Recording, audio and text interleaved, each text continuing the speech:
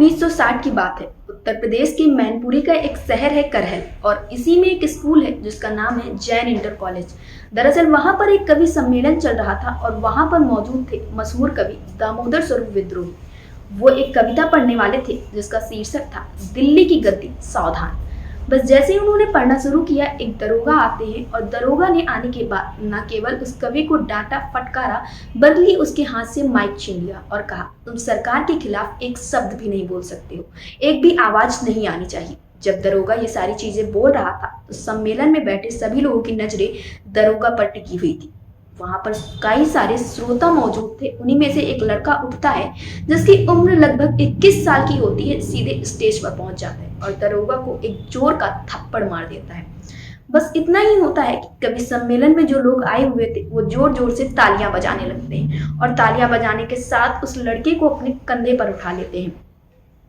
दरअसल वो लड़का कोई और नहीं था बल्कि उसका नाम था मुलायम सिंह यादव, जो आगे चलकर उत्तर प्रदेश में 3 बार मुख्यमंत्री रहे और भारत सरकार में 1 बार रक्षा मंत्री चुने गए। जब ये घटना हुई थी तो उस वक्त प्रधानमंत्री थे पंडित जवाहरलाल नेहरू। 22 नवंबर 1939 को उत्तर प्रदेश के एक गांव सैफई में एक लड़के का जन्म होता है जिसका नाम रखा जाता है मुलायम सिंह यादव। मुलायम सिंह यादव पढ़ने में तो होशियार थे ही, बल्कि वो हर एक काम में होशियार थे। उनकी होशियारी का अंदाजा इस बात से लगाया जा सकता है कि जब वो किसी भी जनसभा को संबोधित करते थे तो वो उसके गाँव की हो या कहीं की भी हो, तो वो 50 से 60 लोगों का नाम बिना कागज में लिखे हुए ले लेते थे, जबकि आजकल के लोग तो नाम लिख कर लेते। वो लड़का पढ़ाई के साथ साथ पहलवानी भी करता था। वक्त बीतता है और उसकी नौकरी करहल के एक स्कूल जैन इंटर कॉलेज में शिक्षक के रूप में लगती है। आराम का जीवन बिता रहे होते हैं, तभी उनके मन में एक दिन राजनीति में उतरने का ख्याल आता है। हालांकि राजनीति में उतरने के लिए उन्होंने अपना जमीर पहले से ही बना रखा था, लेकिन कहा जाता है कि जसवंत नगर विधानसभा क्षेत्र में एक दंगल का आयोजन किया गया था जिसके मुख्य अतिथि थे जसवंत नगर के विधायक नत्थू सिंह यादव। अब नत्थू सिंह यादव वहां पर बैठे हुए थे और दंगल देख रहे थे। उनके साथ ही सैकड़ों लोग भी वहां पर मौजूद थे। तभी एक लड़का आता है जो अपने से 2 गुने बड़े पहलवान से भिड़ जाता है और उसे उठाकर पटक देता है। तो विधायक जी को ये बात काफी ज्यादा पसंद आती है।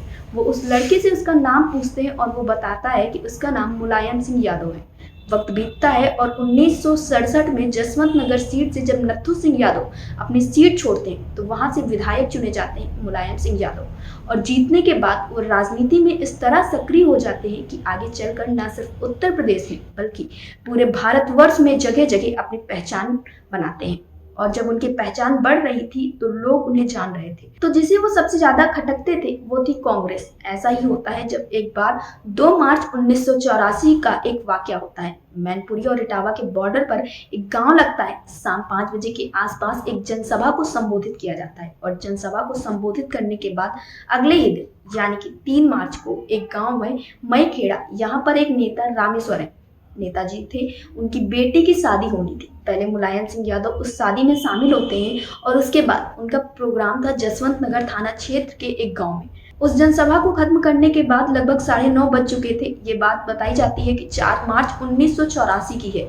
जैसे ही सरकारी गाड़ी में वो जा रहे थे, उनके साथ उनकी सुरक्षा के लिए और भी गाड़ियां चल रही। अभी तक वो महज 1 किलोमीटर ही आगे चले थे कि अंबरपुर गांव के पास एक बाग पड़ता है। सुनसान इलाका था, चारों तरफ अंधेरा था क्योंकि रात का समय था और आम की बाग की तरफ से लगातार एक के बाद एक गोलियां चलनी शुरू हो जाती हैं। जब गोलियां चलती हैं तो उनकी सुरक्षा में जो लोग चल रहे होते हैं उनमें से 2 लोगों को गोली लग जाती है। उनमें से एक की मौके पर ही मौत हो जाती है, वहीं दूसरे की हालत काफी गंभीर होती है। जब गोलियां चल रही थी तो मुलायम सिंह यादव की कार खाई में चली जाती है और जब वो कार खाई में चली जाती है तो मुलायम सिंह यादव कार में बैठे हुए थे। इस वक्त उन्हें आभास होता है कि उनकी हत्या हो जाएगी। ड्राइवर का डिसबैलेंस हो जाता है और गाड़ी खाई में पलट जाती है और अब पीछे से जो पुलिस वाले चल रहे होते हैं वो जवाब में गोलियां चलाने लगते हैं। उधर से जो वो बदमाश होते हैं वो भी बचाव में गोलियां चलाने लगते हैं। मुलायम सिंह यादव की कार जो खाई में पलटी हुई थी उसी में वो सीट के पीछे छुप जाते हैं और कार में मौजूद लोगों से कहते हैं कि जोर से चिल्लाओ कि नेताजी को गोली लग गई है और वो मर गए हैं। अब ये बात कार्यकर्ताओं ने सुनी तो उनको काफी आश्चर्य करने वाली लगी कि नेताजी ऐसा क्यों बोल रहे हैं, लेकिन वो इसलिए बोल रहे थे कि अगर इन बदमाशों को पता चल गया कि वो जिंदा है तो गाड़ी में आकर हमला करेंगे।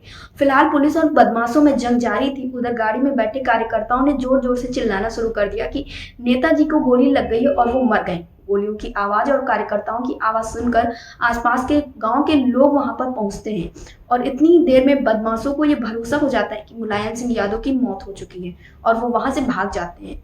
लगभग 1 घंटे बाद थाना कुर्रा से पुलिस वाले आते हैं और गाड़ी को सीधा करते हैं। साथ ही जो व्यक्ति उसमें से गंभीर रूप से घायल था उसे अस्पताल ले जाते हैं और उसे भर्ती कराया जाता है। तब जाके लोगों की जान में जान आती है। उसके बाद सब लोग इटावा पहुंचते हैं और वहां पर एक प्रेस कॉन्फ्रेंस होती है और वहां पर दर्जनों पत्रकार होते हैं। उनमें से एक जब उनसे सवाल करता है कि आप पर जो हमला हुआ था वो किसने करवाया था, क्या आपको किसी पर शक है, तो उन्होंने नाम तो नहीं लिया लेकिन एक पार्टी यानी कांग्रेस पर सीधा सीधा सवाल उठा दिया। उन्होंने कहा, मेरे बढ़ते हुए कद को देखते हुए कांग्रेस मुझे मरवाना चाहती है। अब ये बात अखबार में छपती है और लोगों तक पहुंच जाती है कि कांग्रेस मुलायम सिंह यादव को मरवाना चाहती है। साल 2024 में लोकसभा का चुनाव चल रहा है।